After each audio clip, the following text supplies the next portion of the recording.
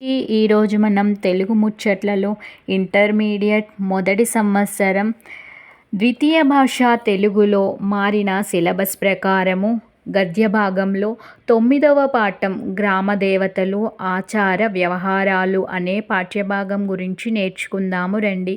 ఈ పాఠంను రచించింది డాక్టర్ మేకల ఇందిరాదేవి. రచయిత్రి పరిచయం. డాక్టర్ మేకల ఇందిరాదేవి పాలమూరు జిల్లాకు చెందిన రచయిత్రి, పరిశోధకురాలు. ఈమె జననము 20-10-1955. తల్లిదండ్రులు మేకల లక్ష్మమ్మ, మేకల బాలయ్య. తండ్రి ఉద్యోగ బదిలీల కారణంగా వివిధ ప్రాంతాల్లో విద్యాభ్యాసం చేసింది. వనపర్తి, మహబూబ్ నగర్ జిల్లాలో డిగ్రీ, టీపీటీ, హైదరాబాద్ వివేకవర్ధిని కాలేజీలో బీఎడ్, ఉస్మానియా విశ్వవిద్యాలయంలో ఎంఏ తెలుగు పూర్తి చేసింది. ఉస్మానియా నుండి మహబూబ్ నగర్ జిల్లా గ్రామదేవతలు అనే అంశంపై డాక్టరేట్ పట్టా పొందింది.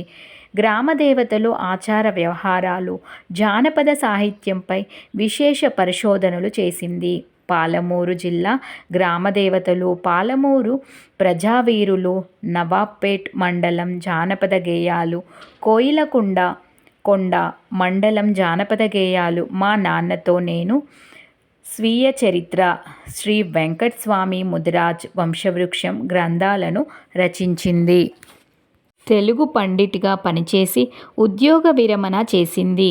2014-2019 మధ్యకాలంలో మహబూబ్ నగర్ జిల్లా నవాబ్పేట మండలం నుండి జెడ్పీటీసీగా పనిచేసింది. ప్రస్తుతం ఈమె ఏకల్ అభియాన్ స్వచ్ఛంద సంస్థ మహిళా విభాగంలో సేవలందిస్తుంది. ప్రస్తుత పాఠ్యభాగం మహబూబ్ నగర్ జిల్లా గ్రామదేవతలు అనే గ్రంథం నుండి గ్రహించబడింది. పాఠ్యభాగ నేపథ్యము. ఇటీవలి కాలంలో తెలంగాణ పల్లెల్లో గ్రామదేవతల కొలువులు, ఊరుమ్మడి పండుగలు, వేడుకల పట్ల ఒక కొత్త ఉత్సాహం, ఘనంగా జరుపుకోవాలన్న ఒక ఆరాటం కనబడుతుంది. ప్రపంచీకరణ ప్రభావం కారణంగా కొత్త బతుకు తెరువు కోసం మనిషి ఉన్నూరును, కన్నతల్లిని వదిలి దూర తీరాలకు ప్రయాణం అవుతున్నాడు. ఈ క్రమంలో తన అస్తిత్వ మూలాలు, పూర్వీకుల విశ్వాసాల పట్ల ప్రేమ కలగడం సహజం. మరోవైపున గ్రామాలలో గతంలో కంటే మెరుగుపడిన ఆర్థిక స్థితిగతులు పండగలకు, ఉత్సవాలకు కొత్త రూపు ఇస్తున్నాయి. ఊరుమ్మడి జాతరలను, పండుగలను ఘనంగా, నవీనంగా, మునుపటి కంటే వైభవంగా జరుపుకుంటున్న క్రమం అంతటా కనబడుతున్నది. అదే సమయంలో ఆయా పండుగల, వేడుకల వెనుక దాగి ఉన్న పూర్వీకుల విశ్వాసాలు, పద్ధతులు, జీవన తాత్వికత, ఆహార సంస్కృతి, ఆటపాటలు, పదజాలం మొదలైన విషయాల గురించిన అవగాహన సన్నగిల్లుతున్నది. ఆనాడు ఈనాడు ఏనాడైనా మానవుడికి ప్రకృతే ఆదిదైవం. ప్రకృతికి ఉన్న శక్తిని, అది తన జీవితాన్ని ప్రభావితం చేస్తున్న క్రమాన్ని మనిషి వేల ఏండ్ల కిందనే అర్థం చేసుకున్నాడు. పంచభూతాలను, చెట్టుగుట్టలను పూజించి నమస్కరించే పద్ధతి అక్కడనే మొదలైంది. జీవన గమనం ఎన్ని మలుపులు తిరిగినా, ఎంత పురోగతి సాధించిన ఆదిమకాలపు ఆరాధనలు ఇప్పటికీ కొనసాగుతూనే ఉన్నాయి. ప్రకృతి శక్తుల పట్ల, సమస్త ప్రాణికోటి పట్ల, తోటి మానవుల పట్ల సానుకూల వైఖరులను, స్పందనలను ప్రోది చేసే వేడుకలు, ఆధ్యాత్మిక చింతనలు మనిషికి ఏనాడైనా అవసరమే. ప్రకృతితో మమేకమైన, నిరాడంబరమైన, ఐకమత్య ప్రేరణమైన మన తెలంగాణ గ్రామీణ సంస్కృతి పట్ల అవగాహన పెంచడం, అభిమానాన్ని కలిగించడం ఈ పాఠ్యాంశం యొక్క ప్రాథమిక ఉద్దేశం. పాఠ్యభాగము. విత్తు ముందా చెట్టు ముందా అనే ప్రశ్నకు సమాధానం అంత సులభం కాదు. అదేవిధంగా ఈ సృష్టి ఆరంభం, దానిలో మానవుని ప్రాదుర్భావం, అతని వికాసం ఇంకా ఇంతవరకు అంతుచిక్కని ప్రశ్నలే. భగవంతుడే ఈ సృష్టినంతా కల్పించినాడు అని అన్ని దేశాల వారు, అన్ని మతాల వారు నమ్ముతున్నారు.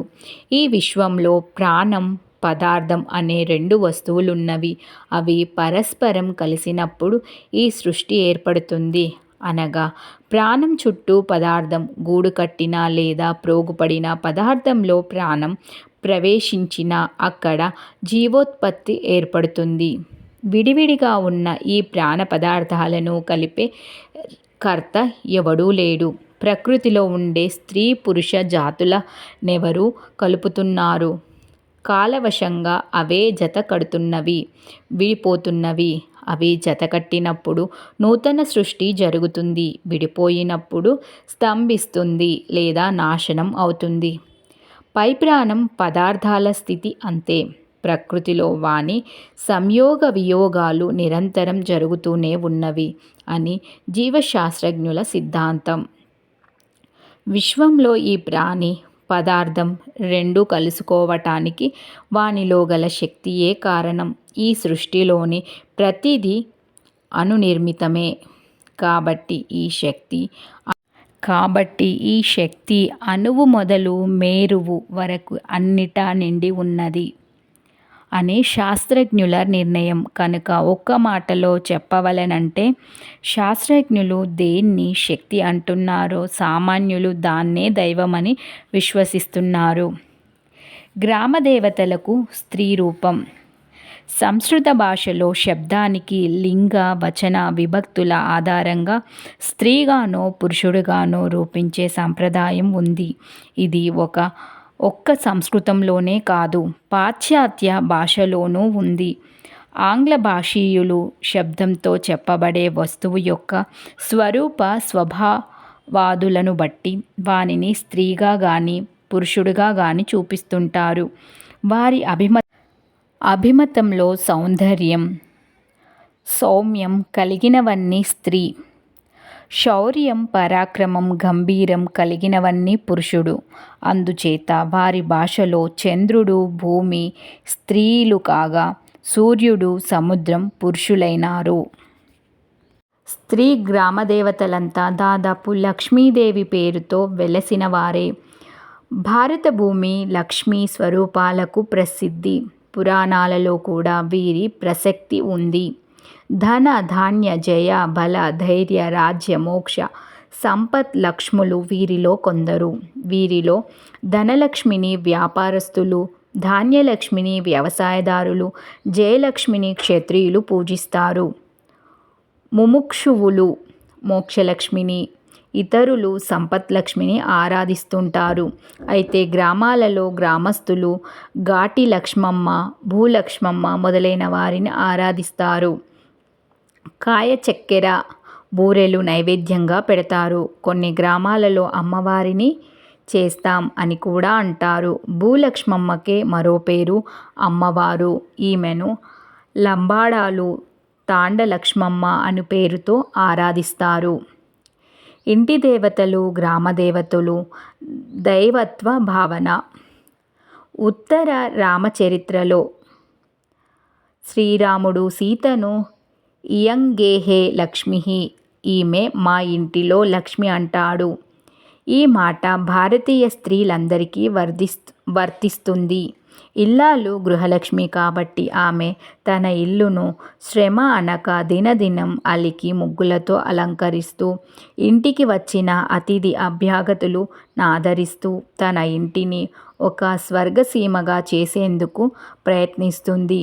ఆమెకు తన ఇంటిలో ఉండే వస్తువులన్నీ రోలు రోకలి తిరగలి చేట సిబ్బి ఇలా మడిగుడ్డ నుండి మసిబట్ట వరకు దేనికి కాలు తగిలినా వంగి కండ్లకద్దుకుంటుంది. దీని వలన ఇక్కడ వారి గృహ జీవన విధానాలు విశ్వాసాలు మనకు తెలుస్తవి. మనకు ఈ విశ్వాసాలు ఈనాటివి కావు, వేదకాలం నుండి పుట్టుకు వస్తున్నవి. బాలమ్మ బాలలకు అమ్మ కాబట్టి బాలమ్మ అయ్యింది. ఈమె సొగుడు అంటే సోపతి సావాసం మంచిది కాదు, ముట్టుకుంటే అంటుకుంటుంది అని పల్లీయులంటారు. బాలమ్మను నిలుపుకొని కొలిచేటప్పుడు ఈ పండుగను చూడ్డానికి బంధువులు వెళితే వారిని కూడా ఈమె అంటుకుంటుందని అంటే వారిని పట్టి పీడిస్తుందని భయం. తీరని ఆపద వచ్చినా, పిల్లలు పోరు పెట్టినా, పసిపిల్లలు కలలోకి వచ్చినా బాలమ్మ దేవరను కొలుచుకొని దండం పెట్టుకుంటారు. గద్దె చెప్పే వారి దగ్గరికి వెళ్ళి అడుగుతారు. గద్దెలో బాలమ్మ అని తేలితే ఆ దేవతను తమ ఇంటిలో నిలుపుకోవడం కూడా జరుగుతుంది. అలా నిలుపుకోని పక్షంలో దేవత శాంతించదని, ఇంటిని నాశనం చేస్తుందని విశ్వాసం. మైసమ్మ లేదా మైషమ్మ. మషమ్మ శబ్దం మహిషాసుర మర్దిని మైసమ్మగా మార్పు చెందుతూ జానపదుల నోటిలో మైసమ్మ, మషమ్మ, మసెమ్మ అయ్యింది. మహిషాసుర మర్దిని శక్తి స్వరూపం. ఈ గ్రామ దేవతలు ఒకచోట వెలసి ఇతర ప్రాంతాలకు ప్రాకినప్పుడు ఈ పేర్లతో కొంత మార్పు జరిగింది. ఉదాహరణకు ఈ మషమ్మ పొలిమేర మషమ్మ, చెరువు మషమ్మ, కట్ట మషమ్మ, కోట మషమ్మ, గట్టు మైషమ్మ, గండి మైషమ్మ మొదలగు పేర్లతో పిలువబడుతుంది. వీరందరూ ఒకే మషమ్మ రూపాలు.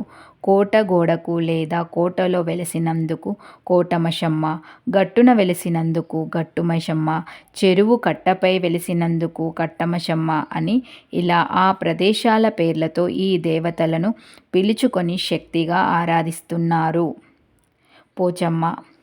పోచమ్మను పోసే అమ్మ అనే భావనతో కొలుస్తారు. పోయటం అనగా శరీరంపై స్ఫోటకం, పొక్కులు లేవటం. ఈ పొక్కుల తల్లికి శీతలి అని పేరు. ఈమెనే తెలంగాణలో పోసెవ్వ అని అంటారు. కొందరు ఎల్లమ్మనే పోసెమ్మ అంటారు. కానీ ఎల్లమ్మ పేరు, పోసెమ్మ వేరు. ఎల్లమ్మ వేరు, పోసెమ్మ వేరు. ఎల్లమ్మను రేణుకాదేవి అంటారు. ఈ పోచమ్మను కొందరు ప్రోచే అమ్మ అనగా అందరినీ రక్షించే తల్లి అని కూడా అర్థం చెప్పినారు. పోషమ్మ కూడబెడితే మషమ్మ మాయం చేస్తుంది అనే సామెత ప్రసిద్ధంగా ఉంది. అనగా పోషమ్మను కష్టపడి కూడబెట్టేవారికి, మషమ్మను కష్టపడకుండా ఖర్చు పెట్టేవారికి నిదర్శనంగా వాడుతుంటారు. ఎల్ల అనగా సరిహద్దు. దానిని పొలిమేర అని కూడా అంటారు. అంటే సరిహద్దు దగ్గర ఉండే దేవర అని అర్థం. ఎల్ల అనగా మొత్తం కనుక ఎల్లమ్మ అంటే అందరికీ అమ్మ అని అనుకోవచ్చు. ఎల్లలను కాపాడే అమ్మ ఎల్లమ్మ. కన్నడంలో ఆమెను ఎల్లరిగే అమ్మ అని అంటారు. అనగా ఎల్లరకు దేవత అని అర్థం. ఎల్లమ్మ అన్నప్పుడు తెలుగులో కూడా ఎల్ల ప్లస్ అమ్మ, అందరినీ అమ్మ అనే అర్థమే వస్తుంది. తెలుగులో కూడా కొందరీమెను ఎల్లారమ్మ అని కూడా అంటారు. ఊరటను ఇచ్చే అమ్మ ఊరడమ్మ. గ్రామస్తులు త్రికోణాకృతి గల ఒక రాయినే ఊరడమ్మగా కొలుస్తున్నారు. ఎల్లపూవారు మాత్రమే ఈ దేవతలను ఎడబెడతారు. ఊరమ్మ ఊరును రక్షిస్తుందని గ్రామస్తుల విశ్వాసం. ప్రతి 5 ఏళ్లకు ఒకసారి పండుగ చేసి పోతులను బలి ఇచ్చి ఊరడ పోస్తారు. ఊరడ పోయడం అంటే ఊరి చుట్టూ పొలిపోయటం అని అర్థం. ఈమె సాకపెట్టే దేవతని గ్రామస్తుల విశ్వాసం. పొలం చుట్టూ తిరుగుతూ లేదా పొలంలో తిరుగుతూ పొలి చల్లుకుంటారు. భూలక్ష్మమ్మ. వ్యవసాయదారులంతా భూతల్లిని నమ్ముకున్నవారు. వారిని భూదేవియే అని కాబట్టి వారు ఈమెను లక్ష్మీదేవిగా భావించి కొలుస్తారు. వ్యవసాయ పొలాల్లో అక్కడక్కడ భూలక్ష్మమ్మ దేవత చిన్న చిన్న గుళ్ళల్లో కనిపిస్తుంది. ఈమెను చిన్న రాయి ఆకారంలో వారు పూజిస్తారు. పొలంలో పంట ఈనే ముందు గాని, ఈనిన తర్వాత గాని లేదా కళ్ళంలోని ధాన్యం ఇంటికి చేరవేసే ముందు గాని ఒక శుక్రవారం లేదా మంగళవారం చూసి ఈ దేవతను చేస్తారు. ఈ దేవతను ఎవరికి వారే చేసుకుంటారు. కానీ అందరూ కలిసి చేయరు. ఈమె వ్యవసాయదారులందరికీ ముఖ్య దేవత. అలాగే గంగమ్మ, దుర్గమ్మ, మారెమ్మ, గుంతలక్ష్మమ్మ, సవారమ్మ, జ్వరాలమ్మ, కర్రెమ్మ, ఈదమ్మ, యాపలమ్మ, చౌడమ్మ, పెద్దమ్మ మొదలగు గ్రామదేవతలను పూజిస్తారు. గ్రామదేవతల ఉత్సవ సాంప్రదాయాలు. ఎదురుండి దేవతకు అభిముఖంగా ఉండి మొక్కు చెల్లించడం ఎదురుండి అని అర్థం. జానపదులు ఏదైనా దేవతకు మొక్కుకున్నప్పుడు ఆ దేవర గ్రామంలో లేనప్పుడు ఊరి బయటకు వెళ్ళి ఆ దేవర గల ఊరు దిక్కు తిరిగి వంట చేసి నైవేద్యం పెట్టి మొక్కుతారు. దీనికి ఎదురుండి అని గ్రామీణుల వ్యవహారం. కుంభం అనగా కుండ, కానీ ఇక్కడ దేవర ముందు పోసే అన్నరాశి. ఈ కుంభం వండడానికి పాత కుండను ఉపయోగించరు. కుమ్మరింటి నుండి క్రొత్తది తెచ్చి వంట చేసేవారు. స్నానం చేసి మడి కట్టుకొని కుండను శుభ్రంగా కడిగి దానిలో పోయవలసిన ధాన్య పరిమాణం ప్రకారం పోసి పవిత్ర భావనతో వండుతారు. వండిన పిమ్మట కుండను దించి కొంచెం చల్లారనిచ్చి పై తుడిచి అడుగుకు మూతికి సున్నం పూసి కడుపుపై నూనె రాసి పసుపు కుంకుమతో గుండ్రంగా బొట్లు పెడతారు. పిమ్మట మూతికి పసుపు దారంతో మామిడి లేదా తమలపాకుతో కంకణం కడతారు. పూలుంటే అవి కూడా కుచ్చి కట్టి దానిపై ఒక క్రొత్త కంచుడు కడిగి దానికి కూడా అడుగున సున్నం పూసి మూతగా ఉంచి తీసుకొని వెళ్ళి దేవర ముందుంచుతారు. గంప జాతర. గ్రామం వెలుపల గల దేవరలను జాతర చేయవలసినప్పుడు కొన్ని గ్రామాలలో వనప్రవేశం చేయరు. ఇంటి దగ్గరనే ఆహార పదార్థాలన్నీ సిద్ధం చేసుకొని ఒక గంపలో ఉంచుకొని వానితో పాటు దేవరకు కావలసిన కాయ, చక్కెర, ఊదుబత్తీలు, పూలు దానిలోనే ఉంచుకొని దేవర దగ్గరకు వెళ్ళి అందరూ వరుసగా తమ గంపలు ఆ దేవర ముందు దించి టెంకాయలు కొట్టి ఊదుబత్తీలు వెలిగించి నైవేద్యం అలాగే గంపలలోనే దేవరకు ఎక్కించి ఆ తర్వాత ఎవరి గంప వారు ఎత్తుకొని దూరంగా వెళ్ళి కూర్చొని తింటారు. గంపలతో వెళ్తారు కాబట్టి దీనిని గంప జాతర అని పేరు. జల్దికి పోవటం. జలది అంటే సముద్రం. గ్రామదేవత ఉత్సవాలలో ఆలయాన్ని, అందులోని దేవరను కడిగేందుకు 5 లేదా 3 స్త్రీలు స్నానం చేసి మడి కట్టుకొని ఆ సమీపంలోని ఏదైనా నది, వాగు లేదా బావి నుండి నిండు కడవలు ఎత్తుకొని వస్తారు. తర్వాత ఆ నీటితోనే దేవర గుడిని, దేవరను కడగడం జరుగుతుంది. దేవర బోనం కూడా ఆ నీటితోనే వండుతారు. దీనికే జల్దికి పోవడం అని పేరు. బోనం. బోనం అనగా అన్నం.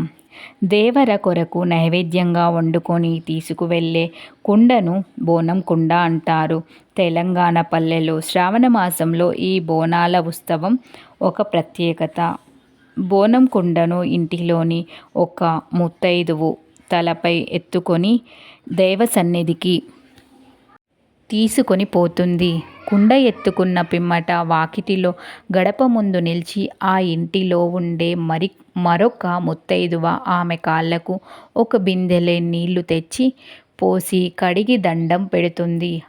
అప్పుడు బోనం కుండ ఎత్తుకున్న స్త్రీ వయసులో చిన్నదైనా అప్పుడు ఆమెలో వారికి దైవత్వం భావన ఏర్పడుతుంది. బోనాల వారు అట్లా ఇంటికొకరు బయలుదేరి అందరూ ఒకచోట కలుసుకొని డప్పు చప్పుళ్లతో దేవత దగ్గరకు వెళతారు. అప్పుడు పూజారి వారి బోనం కుండలన్నీ దేవతకెక్కించి మళ్ళీ వారికిస్తారు. ఇంటికి వచ్చి వారు దానిలోని అన్నాన్ని ప్రసాదంగా స్వీకరిస్తారు. సాక. సాక పోయటాన్ని నీరు వారపుచ్చటం అంటారు. ఇది బిందెతో పోసినప్పుడు బిందించడం అంటారు. గ్రామ దేవతకు కళ్ళు సాకపోస్తారు. ఎండాకాలంలో గ్రామస్తులు తమ పిల్లలకు తట్టుపోయకుండా కాపాడమని పోషమ్మకు చల్ల పెరుగు సాకపోస్తుంటారు. గ్రామ దేవతలకు ఆహార నివేదనతో పాటు సాకపోయడం సంప్రదాయం. వ్యవసాయ సంబంధ సంప్రదాయాలు. ఏరువాక పున్నమి. ఏరు అనగా ఎద్దులను కట్టి దున్నుటకు సిద్ధపరిచిన నాగలి. ఇది దుక్కి దున్నడానికి ముహూర్తము. ఆయటి సాగటం అని కూడా పిలుస్తారు. జ్యేష్ఠ పూర్ణిమను జానపదులు ఏరువాక పూర్ణిమ అంటారు. ఆనాడు రైతులు తమ ఎద్దులను, నాగన్లను అలంకరించి ఆ ఏటికి పొలం దున్నడం ప్రారంభిస్తారు. బౌద్ధుల కాలం నాడు దీన్ని నాగన్లు పండుగ అని పిలిచేవారు. శాతవాహనుల కాలం నుండి ఈ పండుగ తెలుగు వ్యవసాయదారులు జరుపుకుంటున్నారు. ఇది ముఖ్యంగా వ్యవసాయదారుల పండుగ. రైతులు ఈ పండుగ రోజు ఎద్దులను శుభ్రంగా కడుగుతారు. కొమ్ములకు రంగులు పూస్తారు. కాళ్ళకు గజ్జెలు, మెడకు గంటలు, ముఖానికి అద్దం కుచ్చులు కట్టి అలంకరిస్తారు. నాగలిని కూడా సున్నం, జాజులు, పట్టీలు దిద్ది అలంకరించి, టెంకాయ కొట్టి, ఊదిబత్తీలు ముట్టించి, మొక్కి ఎద్దులను కట్టుకొని పొలానికి పోతారు. గాటి పూజ. గాడి అనగా పశువులకు మేత వేయడానికి రాతి పలకలతో కట్టిన కాలువ లేదా తొట్టి. రైతులు ఘాటి దేవతను ఘాటి లక్ష్మమ్మ అని కూడా అంటారు. జానపదుల జీవనాధారం వ్యవసాయం కాబట్టి తమ పశువులు ఆరోగ్యంగా బలంగా ఉండాలని కోరుకునే ప్రజలు ఘాటిని కూడా లక్ష్మీదేవిగా భావించి పూజిస్తారు. పశువులను కట్టివేసే ప్రదేశాన్ని పశువుల కొట్టం అని అంటారు. దానికి గుడిసెకు ఉండేటట్టుగానే వరిగడ్డితో లేదా తాటాకులతో కప్పు వేసి ఉంటుంది. ఈ కొట్టంలో పశువుల కాళ్ళ కిందికి గడ్డి రాకుండా ఉండడానికి ఘాటిని బండలతో నిర్మిస్తారు. కొన్ని ప్రాంతాలలో పెద్ద పెద్ద కడ్డీలు, పొడుగాటి రాతి స్తంభాలు పాతుతారు. పశువుల ఘాటిని కడిగి జాజు, సున్నం పట్టీలు పెట్టి సూర్యచంద్రులను సున్నంతో దిద్దుతారు. పసుపు, కుంకుమలతో అలంకరిస్తారు. గాజులు, చీర, రవిక, నల్లపూస, లక్కజోడు ఘాటిలో ఉంచి పూజించి బెల్లం వేసి అన్నం వండి భక్ష్యాలు లేదా బెల్లం గోధుమ పిండితో గారెలు చేసి విస్తరిలో బెల్లం అన్నంతో సహా ఎడబెట్టి ఆ నైవేద్యాన్ని పశువులకు తినబెడతారు. అనంతరం వ్యవసాయ కూలీలు ఇంటివారంతా కలిసి భోజనాలు చేస్తారు. ఇది సంవత్సరానికి ఒకమారు తప్పక చేసుకునే పూజ. పొలి పండుగ. వ్యవసాయదారులు ముఖ్యంగా జరిపే పండుగలలో పొలి పండుగ ఒకటి. పొలి అనగా లాభం అని అర్థం కనుక వారు తమ శ్రమకు తగిన పంట లాభాన్ని నాశించి పెద్దమ్మ, మైసమ్మ, కట్టెలమ్మ అనే ఏదైనా ఒక దేవతను ఉద్దేశించి ఈ పండుగ చేస్తారు. గ్రామస్తులంతా కలిసి ఏటా ఒకసారి కానీ లేదా 3-5 ఏళ్లకు ఒకసారి కానీ చేస్తుంటారు. దీనిలో ఆయా గ్రామ దేవతలను సంతోషపెట్టడం ద్వారా తమ లాభాన్ని కోరుకోవడం గ్రామస్తుల ఉద్దేశంగా కనిపిస్తుంది. దీన్ని వారు పంట పొలాలు పొట్టలకు వచ్చినప్పుడు కానీ లేదా పంట నూర్పి ముందుకు కానీ చేస్తారు. దేవతకు జాతర చేసి ఆమె ముందు కుంభం పోస్తారు. గ్రామ దేవతల జాతరలో జంతు బలి తప్పకుండా ఉంటుంది కాబట్టి దేవతల ముందు కుంభంగా పోసిన అన్నంలో బలి ఇచ్చిన జంతువు అవశేషం కలుపుతారు.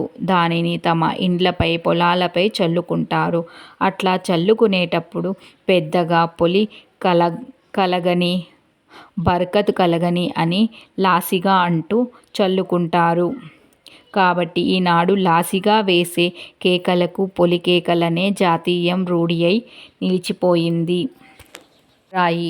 ఊరుంటే ఉండవచ్చు గాని బొడ్రాయి లేని ఊరుండదని అందరికీ తెలుసు. ఊర్లో ఏ దేవుడు, దేవత లేకపోయినా బొడ్రాయి తప్పక ఉంటుంది. ఈ బొడ్రాయి గ్రామం ప్రారంభం చేసిన శంకుస్థాపన రాయి. దీనికి నాభిశిల అని పేరు.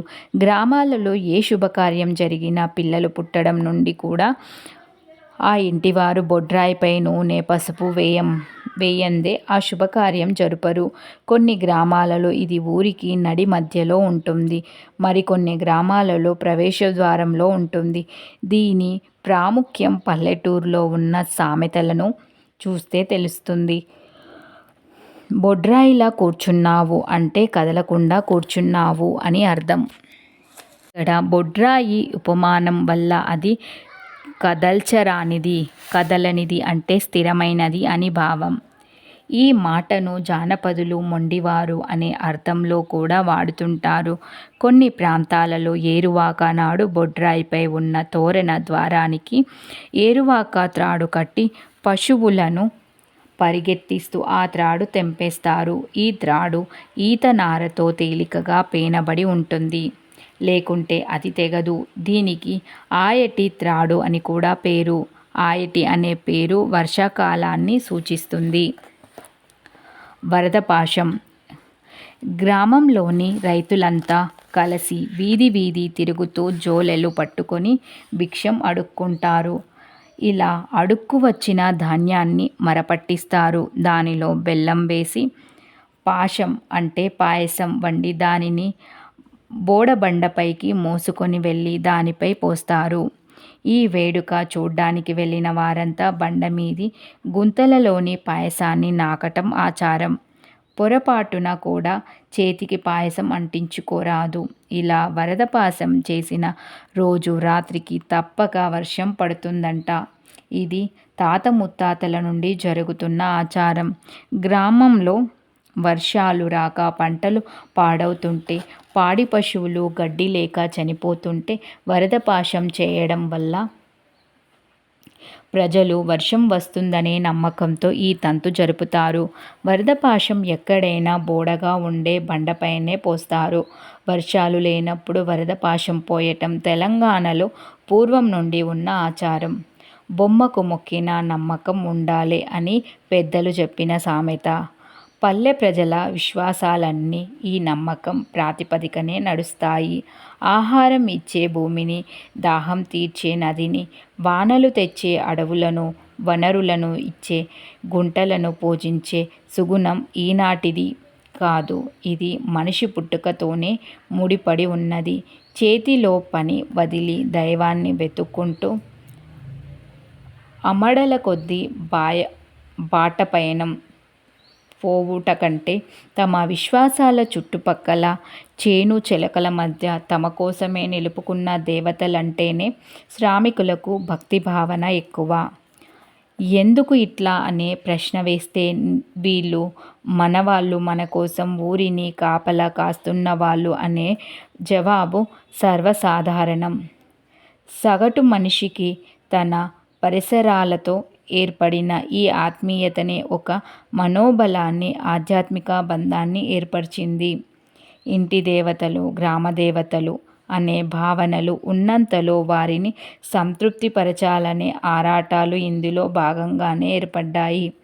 పల్లెకు ప్రధానమైన పని వ్యవసాయం. ఈ వ్యవసాయానికి భూమి, నీరు, పశువులు, మానవ శ్రమ ముఖ్యమైన అవసరాలు. ఈ అవసరాలను ఏ క్షణము నిర్లక్ష్యం చేయని సుగుణం, గొప్ప కృతజ్ఞత మన వ్యవసాయ పండుగలో ప్రస్ఫుటంగా కనిపిస్తుంది. మరొక విశేషమేమిటంటే తెలంగాణ గ్రామదేవతల ఉత్సవాలైనా, పండుగలైనా ఊరంతా ఒక సమూహంగా ఉమ్మడిగా జరుపుకునేవే. గ్రామదేవతకు చేసుకోవడం సరే, ఇంటి దేవతకు చేసుకున్న తమ వాడకంతటినీ పిలిచి కలిగినంతలో 10 మందికి తృప్తిగా చేయి కడగనిచ్చిందనిదే ఏ పండుగ పరిపూర్ణం కాదు. కనుక సమూహంలో ఉంటూనే మనిషి ఏకాకిగా మారుతున్న ప్రస్తుత పరిస్థితులలో మన పల్లె పండుగల నేపథ్యాన్ని సరైన రీతిలో అర్థం చేసుకునేందుకు మనం అందరం విధిగా ప్రయత్నం చేయాలి. తమ జీవితానుభవంతో మన పెద్దలు నేర్పిన మంచిని మనం తప్పకుండా ఆకలింపు చేసుకోవాలి. దాన్ని మన వారసత్వ సంపదగా మూటగట్టి ముందు తరాలకు అందించాలి.